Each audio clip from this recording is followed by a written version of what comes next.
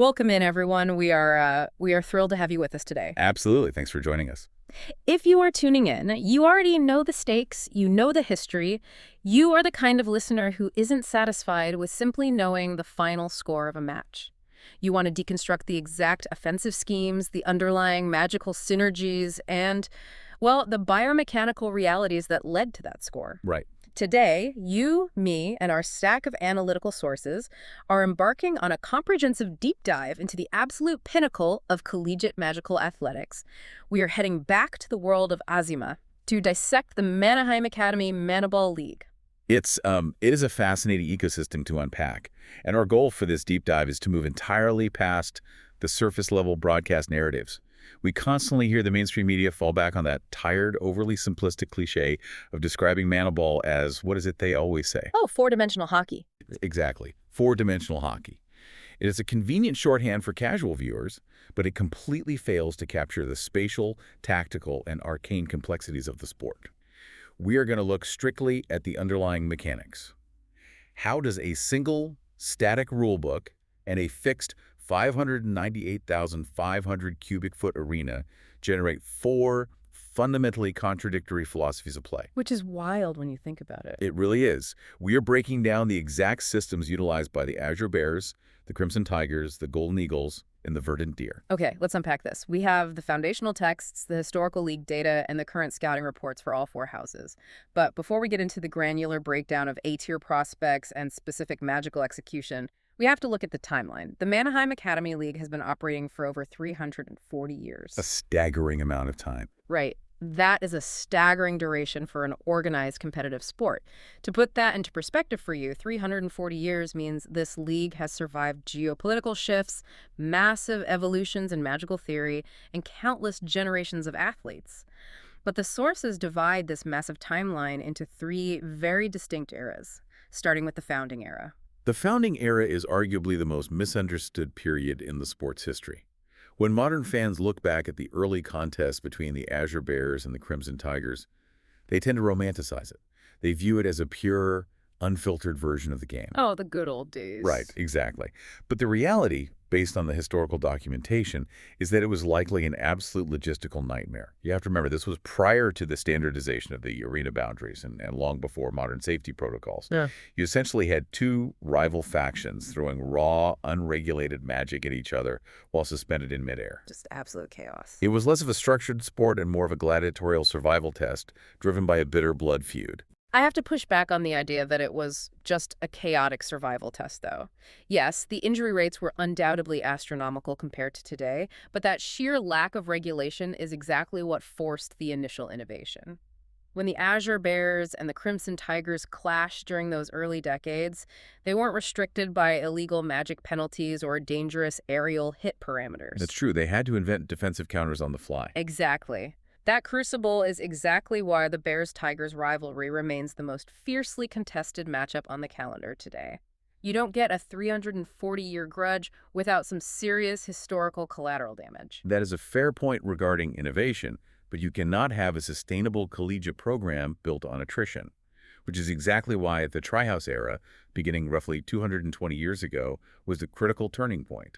The introduction of the Golden Eagles into the league forced formalization. Because a binary rivalry can police itself through mutual aggression. Precisely.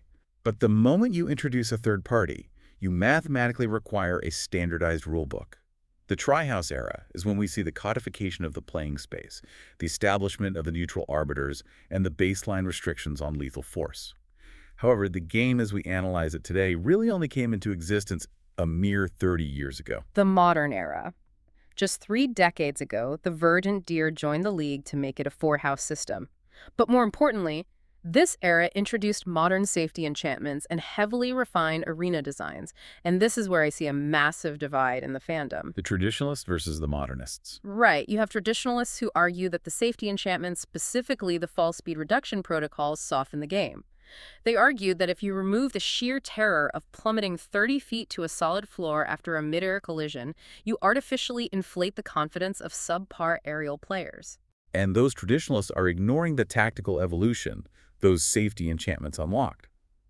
If we connect this to the bigger picture of biomechanics, fear is a massive inhibitor of high-level execution. Before the modern era, if a striker was operating in the upper layer 25 feet off the ground, 80% of their cognitive load was dedicated simply to maintaining stability. Just trying not to fall and break every bone in their body. Exactly, avoiding catastrophic injury. By refining the arena and mandating the safety boots, the league didn't soften the sport, they raised the tactical ceiling. They allowed players to allocate that cognitive load toward processing passing vectors, anticipating defensive rotations, and executing complex arcane strikes. It transitioned Manaball from a game of physical endurance to a high-speed game of magical chess. That transition is perfectly mirrored in the architecture of the arena itself. So let's step inside the dome. For those of you tracking the spatial geometry, the modern Manaball dome is an enclosed cylinder. It's 210 feet long, 95 feet wide, and 30 feet high. Which yields roughly 598,000 cubic feet of playable volume. Huge.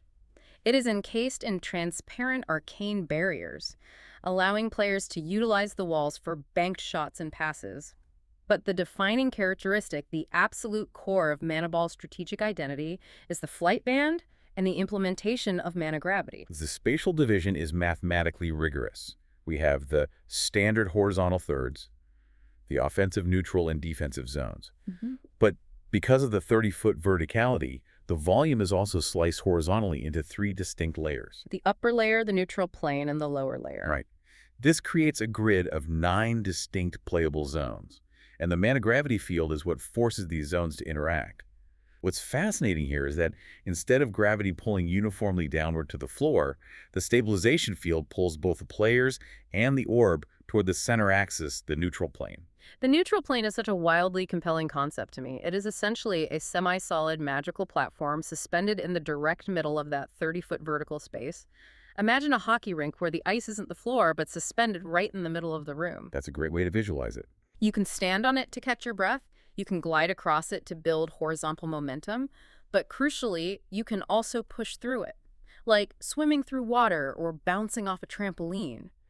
You can seamlessly dive from the upper layer, pass straight through the semi-solid floor of the neutral plane, and enter the lower layer. And the gravity vectors dynamically shift the moment you cross that threshold. That's the crazy part. If you are in the upper layer, you are being pulled down. If you drop into the lower layer, you are suddenly being pulled up. Which completely rewrites how a player must process momentum. Think about the energy expenditure required here. If you are a heavy physical enforcer operating in the upper layer, you are constantly burning magical stamina simply to fight the downward pull of the mana gravity to maintain your altitude. It must be exhausting. It is. Conversely, if you want to execute a rapid descent, you can weaponize that gravity, adding an arena's pull to your own physical acceleration to generate devastating force. The mana gravity forces a centralized corridor of conflict. It ensures that the orb and the players naturally congregate back at the neutral plane, preventing the game from devolving into disconnected skirmishes at the far corners of the ceiling or the floor. Right. It's a brilliant anti-stalling environment, and that brings us to the equipment that interacts with this environment, starting with the mana orb itself. It is roughly the size of a standard hockey puck, but it possesses its own localized enchantments, and the most critical mechanic you need to understand is orb drop. Crucial concept. The orb only retains its gravity-defying properties when it is actively engaged by a player's magic or physical strike. If it is left untouched, it begins to suffer from orb drop, gradually losing its lift and drifting inevitably back toward the neutral plane. It's like a ticking clock. The orb drop is effectively a silent shot clock. In possession-based sports, a dominant team might try to take the lead and then simply play keep away in the most inaccessible areas of the arena. If the Golden Eagles score, they could theoretically launch the orb into the highest, furthest corner of the upper defensive zone and just hover around it to bleed the clock. Which would be terrible television. Terribly boring. The orb drop mechanic mathematically prevents this. If you don't actively touch and channel mana into the orb, the arena reclaims it. It forces constant engagement. It demands that players maintain physical or magical contact, which inherently opens them up to defensive pressure. The longer you ignore the ball, the more unpredictable its location becomes. And to make that contact, players utilize the monastic and the mana boots. The sticks aren't just carved wood or composite materials, they are embedded with mana-conducting crystals. This is a vital detail because of the sheer force of the magic being channeled. Without a doubt. If a pyromancer tries to launch a fast break and channels raw thermal energy into a standard wooden shaft, it would instantly combust. The crystals act as a stabilizer and a conduit, allowing the player's specific arcane signature to transfer directly into the orb without destroying their equipment. And complementing the offensive capability of the stick is the mobility of the mana boots. We touched on the safety enchantments earlier. The fall speed reduction is housed entirely within the boots, but they are primarily acceleration tools. They allow players to hover, to rapidly ascend against the gravity vector, and to execute hard dives.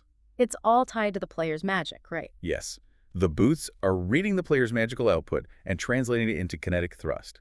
The synchronization required between a player's upper body handling the monastic and their lower body directing the mana boots requires elite neurological mapping. So we have the arena, the physics, and the gear. Let's look at the structure of the contest itself. We're looking at an incredibly grueling format. 3 periods, each lasting 12 minutes of active play. Face-offs at center dome, and after goals, penalties, or stoppages. Substitutions happen on the fly via gates. Very similar to hockey in its pacing. Exactly. The goals are situated directly on the neutral plane, 8 feet wide and 6 feet high, backed by an arcane net that absorbs the kinetic energy of a scoring strike. Surrounding that goal is a 10-foot radius guardian circle. It's essentially the crease. Attacking players can pass through the volume of that circle, but they are strictly prohibited from interfering with the guardian while inside it. The season structure at Manheim Academy is what truly amplifies the pressure. It is a razor-thin margin for error. The regular season consists of exactly 9 games. Just 9. 9. There is no room for a mid-season slump. A single tactical misstep or a poorly timed penalty can mathematically eliminate a house from playoff contention. In the regular season, if a game is tied after regulation, they play a 5-minute sudden death overtime period. If it remains unresolved, they take the draw. But the playoffs are a completely different psychological test. The playoffs shift to continuous full-length overtime periods until a goal is scored. The maximum number of games a finalist can play in a single season is 11. Imagine the physical and magical exhaustion of playing a triple overtime match in the semifinals, only to have to turn around and play the championship game 2 days later. It's an absolute gauntlet. It is a test of sheer arcane endurance. And because the stakes are so high, the enforcement of the rules by the head arbiter and the 2 line arbiters is scrutinized mercilessly by the fans. And we have penalties to minors for tripping, slashing, interference, illegal magic, majors for dangerous aerial hits, boarding, intentional injury. It results in a player disadvantage. And we must talk about the line arbiters, because their job is arguably the most difficult officiating task in modern sports, specifically regarding the offsides rule. Oh man, the 3D offsides. Right. In a grounded sport, offsides is a purely horizontal calculation. Did the attacking player cross the painted blue line before the puck? But Manaball operates in a volume, not a flat plane. The rulebook explicitly states that flying above the horizontal line does not negate offsides. A player cannot enter the offensive zone, meaning any... You have an attacking striker bombing down the upper layer at 40 miles an hour, and a center threading a pass along the neutral plane. You have to definitively judge if the striker's shoulder clipped that invisible vertical plane in the upper layer a fraction of a second before the orb crossed the line 15 feet below them. The cognitive tracking required is superhuman. It is exactly why you see so many contested calls and why timing routes are so difficult to master. A striker cannot simply park themselves in the upper corner of the offensive zone and wait for a deep pass. They have to dynamically match their forward momentum to the exact velocity of the incoming orb, perfectly syncing their entry across a massive 3-dimensional threshold. And the counterpart to offsides is the clearing violation, known as drifting. Drifting is the icing equivalent. If a team is pinned down in their defensive zone, feeling the pressure, they cannot just blindly launch the orb down the entire 210-foot length of the dome across the opponent's goal line untouched. If they do, play is immediately halted, and the face-off is brought all the way back deep into their own defensive zone. It prevents teams from bailing out of defensive breakdowns without executing a structured, strategic exit pass. Which seamlessly brings us to the tactical mechanics of how teams actually advance the orb and score. Before we analyze the specific houses, we need to define the baseline tools available to every team. The roster consists of 7 players, 1 guardian, and 6 skaters. The skaters are divided into strikers, centers, and defenders. Let's define those roles. The strikers are your offensive finishers, measured strictly by goals, total shots, and shooting percentage. They are the primary scorers, the tip of the spear. The centers are your playmakers and your tempo controllers. They operate as the central nervous system of a line, measured by assists, takeaways, and successful pass completion rates. And the defenders are the zone protectors, responsible for disrupting passing lanes and physically imposing their will. We track them through block shots, hits, and defensive takeaways, and the terminology of their movement is vital. You'll hear us talk about cycling, which is the process of maintaining possession along the outer transparent barriers, shifting the orb back and forth to force the opposing defense to constantly readjust until a seam opens up. You also have forechecking, the act of applying high-pressure defense deep in the opponent's zone to force a turnover before they can transition. Back-checking is the aggressive pursuit of attackers when possession is lost, transitioning from offense to defense in open space.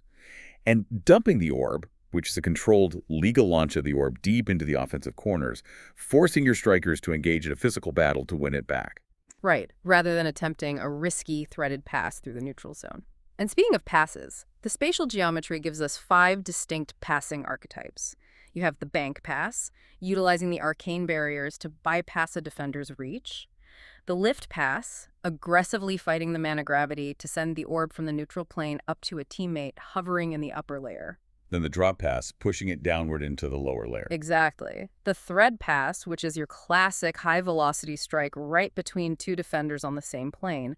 And the arc pass, a long, looping aerial trajectory designed to clear multiple zones. So what does this all mean when you string it together? Well, the shooting mechanics are equally diverse. The drive shot is your fundamental high-velocity linear strike. The snapshot relies entirely on a deceptive, instantaneous release to catch the Guardian before they can set their feet. The arc shot uses the vertical space to drop the orb in over the defense. The bank shot utilizes the barriers immediately behind the goal to create unpredictable rebound angles. But the most devastating and highly penalized, if defended improperly, is the spike shot. This shot is terrifying. Picture this. A center executes a lift pass to a striker in the upper layer. That striker accelerates, positions themselves directly above the Guardian Circle, and hammers the orb straight down. A spike shot. Yes. The kinetic energy of the player's swing, combined with the downward pull of the mana gravity, makes the velocity of a spike shot almost impossible to track cleanly. But as you mentioned, defending it is a legal minefield. Manaball allows full contact body checking, stick lifting, and physical blocking. But if a defender attempts to body check a striker who is executing a spike shot 15 feet in the air, they risk a major penalty for a dangerous aerial collision. It is a massive risk assessment. Yeah. The safety boots will prevent the striker from dying, but a blindside hit in the upper layer can still cause severe whiplash or concussions upon unnatural deceleration. Arbiters are incredibly strict about aerial targeting. You have to play the orb, not the body, when the elevation exceeds 10 feet off the neutral plane. Here is where it gets really interesting. We have established the physics, the rules, the positions, and the toolkit. Every single house in the Manheim League has access to the exact same 598,000 cubic feet of space and the exact same rulebook. Yet they process that information and produce 4 completely different, highly specialized tactical systems. To truly analyze these houses, we also need to establish the grading metric. When we refer to a player as A tier, B tier, or C tier, we are utilizing the league's established scouting vernacular. Exactly. We need to define those tiers clearly. An A-tier designation means a player possesses generational talent or game-breaking magical efficiency. They are the players who force opposing coaches to entirely redesign their defensive schemes just to contain them. A B-tier player is the bedrock of the league. These are highly competent, reliable starters who execute their system flawlessly, but they generally cannot single-handedly alter the momentum of a failing game without support. And then you have the C-tier players. Now, C-tier does not mean they are bad athletes. You don't make a Manheim roster if you lack elite physical traits. A C-tier designation means the player is a highly specialized role player who possesses glaring mechanical or magical deficits. If you use a C-tier player exactly within their prescribed niche, they are effective. But if the game state forces them outside of their comfort zone, they become a massive defensive liability. Keep those tiers in mind as we break down our first house, the historic, methodical Azure Bears. The Azure Bears' philosophy is deeply entrenched in their 340-year history. Their foundational ethos is simple: structure wins games. They completely reject the modern trend of chaotic, high-speed aerial skirmishes. They prioritize absolute balance, rigorous positional discipline, and extreme patience. They run a rigid 2-2-2 formation, right? Right. Two strikers, two centers, two defenders with the guardian anchored deep in the crease. Their power play is a slow umbrella formation. They are, without question, the most predictable team in the league. But I'll argue that predictability is actually their greatest weapon. If you run a system with mechanical perfection, it simply doesn't matter if the defense knows what is coming. They still can't stop it. What I find fascinating about the Bears is their complete rejection of the upper layer for offensive production. In a sport defined by a 30-foot ceiling, the Bears almost never fly to score. It's entirely defensive verticality. Yes, they use the vertical space purely defensively, clearing passes up into the upper layer or jumping down to disrupt the lower layer. Their entire offensive identity is anchored to the semi-solid floor of the neutral plane. It is where they cycle. They dominate the ground game. They wear teams down through exhaustive possession. They will cycle the orb along the perimeter barriers for minutes at a time, patiently waiting for a single defender to lose focus or overcommit. Defensively, they employ a disciplined, collapsing zone structure. The defenders lock down the slot, the high-danger area directly in front of the guardian, while the centers collapse inward to create an impenetrable wall of bodies. This methodical approach culminates in their signature offensive set piece, the bear spiral. The bear spiral is a masterclass in psychological exhaustion. Let me paint the picture for you. The Bears gain possession in the offensive zone. Immediately, their two centers begin cycling the orb back and forth along the transparent dome barrier, just maintaining control, dictating the pace. Meanwhile, their two strikers are constantly shifting, weaving back and forth across the slot, purposefully dragging the opposing defenders out of alignment. It's mesmerizing. It is like a magical meat grinder. The opposing team is hyper-fixated on the strikers and the cycling orb. And in that moment of hypnotic distraction, one of the Bears' defenders silently drops down from the defensive zone, glides right down the center of the neutral plane unmarked, receives a snap pass from the perimeter, and unloads an uncontested drive shot. It slowly exhausts the opposing team through flawless execution rather than flashy speed. It requires flawless execution and unreadable intent. And when we look at the personnel tasked with running this, we see why they succeed. Notice how their magical styles perfectly dictate their roles. Their offense is orchestrated by two exceptional centers. You have Junior Freya Kroon, a B-tier 2A player utilizing Zoology, and Junior Rachel Aubergine, an elite A-tier playmaker utilizing Mind Shielding. Let's really analyze those magic systems because they are so perfectly suited for the bear spiral. Freya Kroon using Zoology. As a two-way center, she has to transition smoothly between grinding along the boards and back-checking on defense. Zoology, the magic of animalistic physical enhancement, likely grants her predatory stamina and enhanced spatial awareness. She can physically outmuscle opponents on the perimeter for possession, but Rachel Aubergine is the true key, an A-tier playmaker with mind shielding. I used to think mind shielding was a purely defensive magic, but in a playmaking role, it is devastating. Absolutely. In high-level Manaball, elite defenders aren't just watching the orb. They are reading the subtle physical and magical tells of the playmaker. They sense spikes and manipulating in the arms. They read micro-expressions to anticipate a pass. Rachel Aubergine's mind shielding makes her an absolute void. She projects no magical signature, no emotional intent, and no physical telegraphing. She can steer directly at a striker in the slot, perfectly masking her intentions, and then seamlessly thread a blind pass to the sneaking defender. She is the reason the bear spiral works. Finishing those plays are their two senior strikers. Chris Aaron, an A-tier power forward using Aeromancy, and Dial Elf Kyle, an A-tier sniper using Kinesis. This is a lethal pairing. Aaron is a power forward, meaning his job is to plant himself in front of the goal and absorb physical punishment while fighting for rebounds. Using Aeromancy wind manipulation, he isn't flying. He's likely creating localized pressure vacuums or wind braces around his body to anchor himself to the neutral plane, making him completely immovable. And Elf Kyle using Kinesis direct telekinetic manipulation. As a sniper, he isn't just relying on the physical flex of his monastic. He is telekinetically guiding the orb mid-flight to ensure his shots bypass the Guardian's blocker. Defensively, the Bears rely heavily on Junior Kenny Brodnoxy, a B-tier supporter using warding, and Senior Chris Crook, a C-tier shot blocker using geomancy.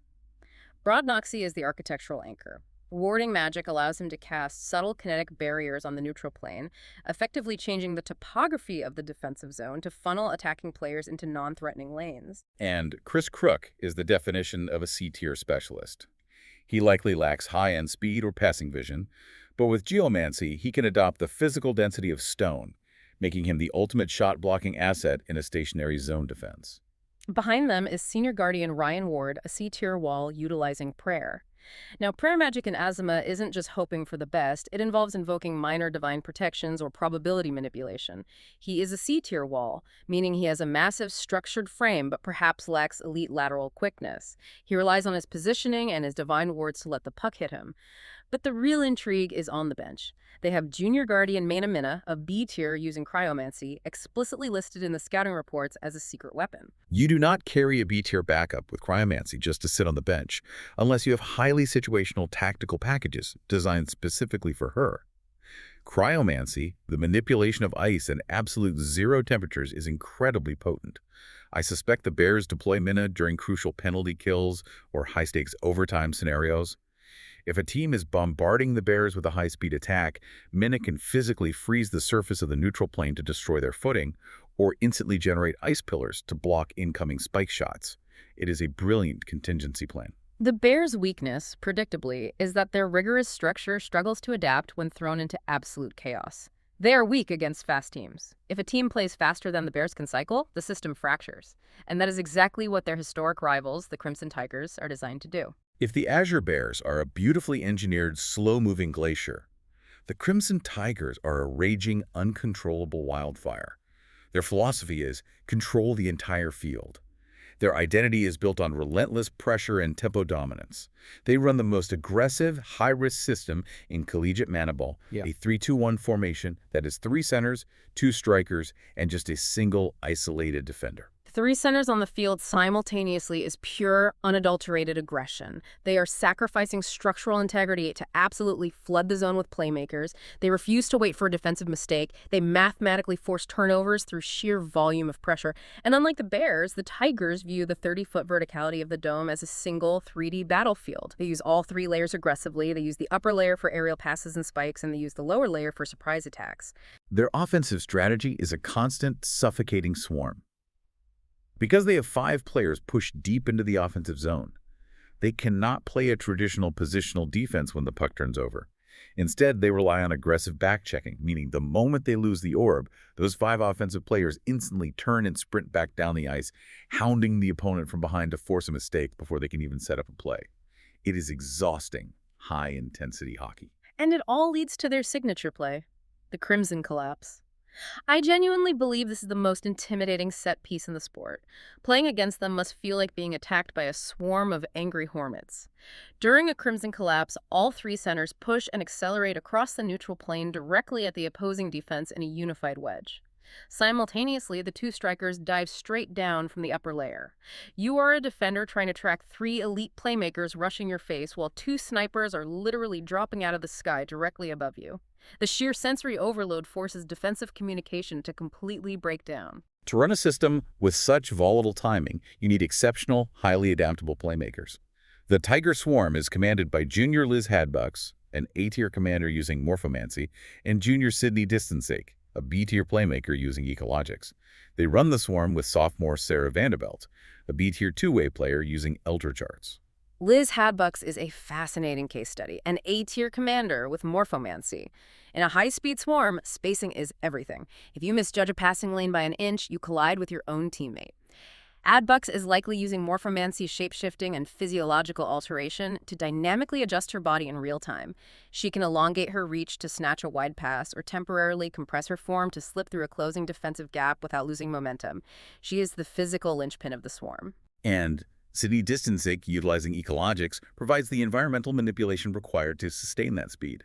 She might be altering the ambient mana currents within the dome, creating localized slipstreams that pull the 3 centers forward faster, or slightly increasing the atmospheric drag on the opposing defenders.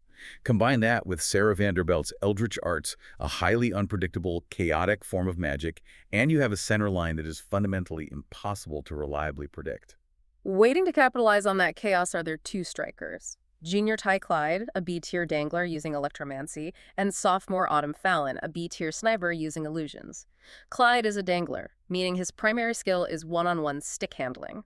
Fusing that with electromancy means he is likely channeling microbursts of lightning into his nervous system, granting him twitch reflexes that far exceed standard human limitations. He can deke a defender 3 times before they have even processed his first movement. And Autumn Fallon pairing the sniper role with illusions is a psychological nightmare for an opposing guardian. When she winds up for a drive shot from the perimeter, she can simultaneously cast a visual illusion of the orb flying toward the top left corner, while the physical orb is actually sliding low along the neutral plane to the right. The Guardian is forced to react to two conflicting visual stimuli in a fraction of a second. But here is the massive, glaring vulnerability in the Crimson Tiger's philosophy. Their weakness is overcommitting. When you commit 5 players to a relentless, swarming attack, you are leaving an unbelievable burden on your backline. And for the Tigers, that entire backline consists of one person. Senior defender Chad Griffith. He is a B-tier enforcer, and his magic is morphomancy. I cannot even fathom the physical and psychological toll on Chad Griffith. He spends 36 minutes a game watching his entire team sprint away from him, leaving him completely alone to defend against 3-on-1 counterattacks. It is the most punishing role in the league, which is exactly why he is an enforcer utilizing morphomancy. He isn't using it for agility like Hadbucks. Chad Griffith is utilizing morphomancy to hypertrophy his muscle mass and expand his physical footprint in real time. He physically alters his form to be an immovable object. When a 3-on-1 fast break is bearing down on him, he is turning himself into a massive biological wall. He has to physically absorb an immense amount of kinetic damage just to slow the attackers down long enough for his back-checking forwards to arrive. And when Chad Griffith inevitably gets bypassed, the absolute last line of defense is junior guardian Devin Grazzo. An A-tier guardian, designated as Clutch, utilizing demonology. The synergy here is dark, but perfect. A Clutch designation means his save percentage actually increases under high-pressure scenarios. He faces more high-danger, unassisted breakaway shots than anyone else. Demonology allows him to tap into supernatural, borderline illegal reflexes. He defends the net with terrifying supernatural reflexes, which is entirely necessary when his team constantly overcommits to the offense. The Tigers run an aggressive triangle attack on their power play, bombarding the net with high-volume shooting. But as effective as their pressure is, they were still tethered somewhat to the neutral plane. Our third house, however, completely abandons the floor. The Golden Eagles operate entirely on the principle of overwhelm the opponent. If the Tigers are pressure, the Eagles are pure, unadulterated vertical speed. The Golden Eagles are the fastest team in the league, full stop. Their entire tactical identity is built on sudden, improvisational aerial attacks. They play a highly aggressive 3-2 formation, 3 strikers, 2 centers, and 1 defender. Notice the subtle difference from the Tigers. The Tigers use 3 centers to dominate possession. The Eagles use 3 strikers because they have zero interest in holding the ball. They want to fly fast, pass deep, and shoot immediately. And their spatial dominance is entirely focused on the upper layer. The Eagles treat the 30-foot ceiling of the dung as their primary theater of operations. They use the neutral plane strictly as a launching pad to accelerate upward, and they use the lower layer merely as an evasive escape road. Their offensive strategy relies on initiating immediate, chaotic, fast-break attacks the split second they touch the orb. There is no cycling, there is no sustained pressure, it is a vertical track meet. Defensively, the scouting report is brutally honest.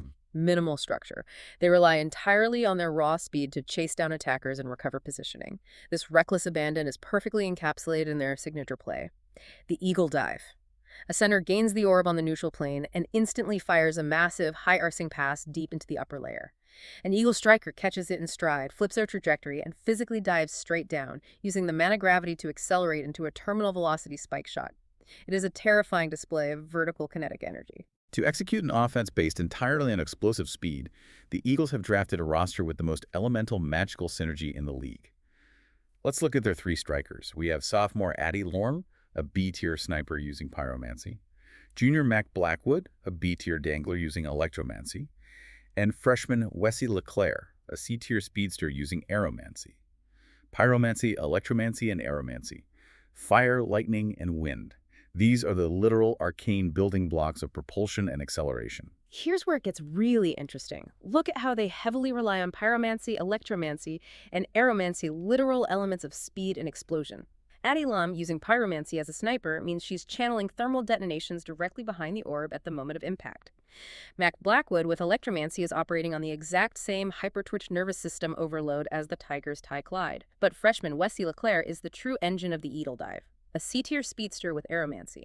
He can generate localized updrafts to instantly propel himself from the lower layer to the 30-foot ceiling in seconds, entirely bypassing the physical limitations of the mana boots. And to distribute the orb to these flyers, the Eagles rely on two centers, Senior Jack Jeffrey, an A-tier commander using pyromancy, and Junior Tyler Ward, a C-tier trickster using aeromancy.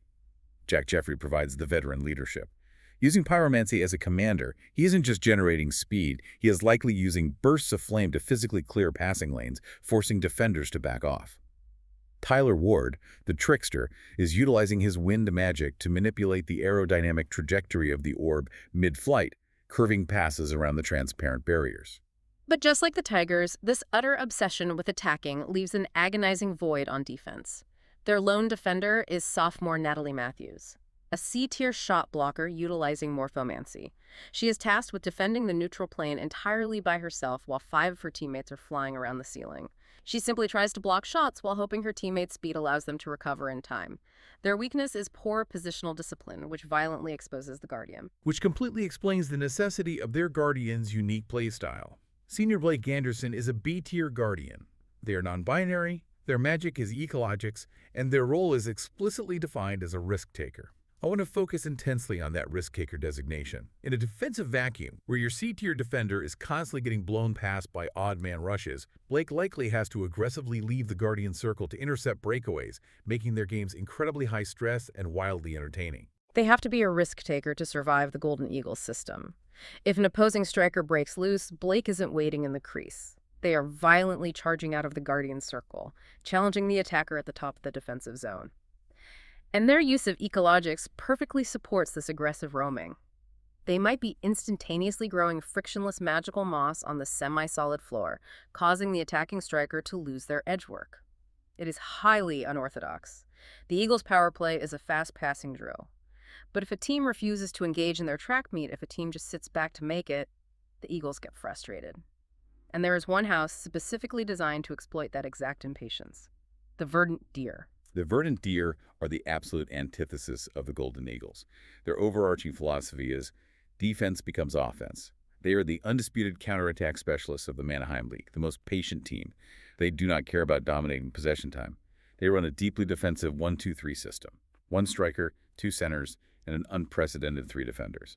3 dedicated defenders. That completely alters the geometry of the defensive zone. And what I find absolutely brilliant about the Verdant Deer is their mastery of the lower layer. The Bears control the floor, the Eagles rule the ceiling, the Tigers use the whole volume, the Gears submerge, they actively avoid the upper layer, they use the neutral plane as their defensive shield, but beneath that floor, in the lower layer, they dominate interception and counterattack routes. Their entire offensive methodology is built on deliberately absorbing pressure. They wait for the attacker to commit, block the shot, secure the rebound of the lower layer, and instantly trigger a rapid breakout pass to their lone striker. This is beautifully orchestrated in their signature play, the Forest Trap. The Forest Trap requires ironclad discipline. The Deer collapse tightly around the slot on the neutral plane. They allow the opposing team to pass around the perimeter. The moment the opponent attempts to thread a pass into the center, one of the Deer defenders intercepts it, immediately dives straight down through the floor into the lower layer, and launches a massive, long breakout pass down the ice. And waiting for that clear is Junior Val Magnotti. Goal. Val Magnotti is the singular offensive engine for the Verdant Deer. She is an A-tier sniper, and her magic is biometabolics. As the sole striker in a counterattacking system, she is required to sprint the entire 210-foot length of the dome at maximum acceleration every single time the Deer force a turnover. I have to praise Val Magnotti here. Her biometabolics magic must give her the endless stamina required to chase down those long breakout passes from the Forest Trap over and over. She's hacking her own cellular biology in real time to flush lactic acid and synthesize energy. It is an unstoppable biological advantage. But Val cannot score if the breakout pass isn't flawless. Delivering those clears requires elite vision.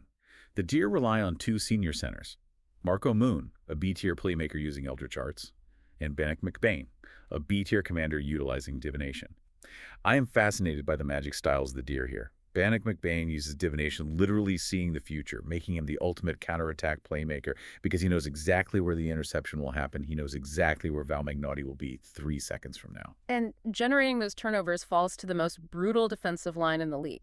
The Deer deploy freshman Teresa Walder, a B-tier supporter using necromancy, senior Briarwood, a C-tier interceptor using demonology, and senior Leah Wiskath, a C-tier enforcer utilizing mycomancy.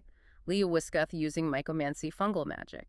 She is spreading dense, invisible networks of fungal spores across the neutral plane to destroy the attacker's acceleration. Teresa Walder using necromancy to subtly drain their kinetic and magical stamina. It is a suffocating environment. And anchoring this fortress is freshman guardian Carter Vobbs, a B-tier guardian designated as poised, utilizing graviturgy. Carter Vobbs uses graviturgy, perfectly complementing a team that plays in the lower layer. He likely manipulates mana gravity to pull the orb safely to the ice. He can actively amplify the downward pull immediately in front of his crease, forcing the orb to plummet prematurely into the semi-solid floor. The Verdant Deer power play is all patient possession. Their weakness: they struggle when forced to play aggressively or take the lead. They are mechanically built to react.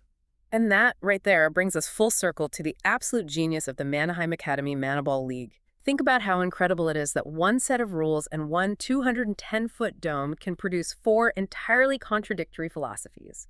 You have the bears mastering the middle, the eagles ruling the skies, the deer controlling the depths, and the tigers turning the whole thing into a chaotic battlefield. It is a stunning reflection of how systems evolve. And I think there is a genuinely profound takeaway here for all of us. I encourage you to think about your own life and work. When you are handed a standardized set of rules or tools, how do you inherently choose to deploy them? Do you naturally default to the rigorous structure of the Azure Bears? Do you rely on the bold speed of the Golden Eagles? Do you apply the relentless pressure of the Crimson Tigers? Or do you exercise the calculated patience of the Verdant Deer? That is the perfect framework to view this through. The arena is exactly the same for everyone. It is your underlying philosophy that dictates how you play the game. And that leaves me with one final lingering thought for you to ponder on your own. In a dome or in life where mana gravity is constantly, relentlessly trying to pull everyone and everything toward the safe, predictable, semi-solid middle, does achieving true greatness actually require you to intentionally dive into the dangerous, unproven extremes? Think about it. We will catch you on the next deep dive.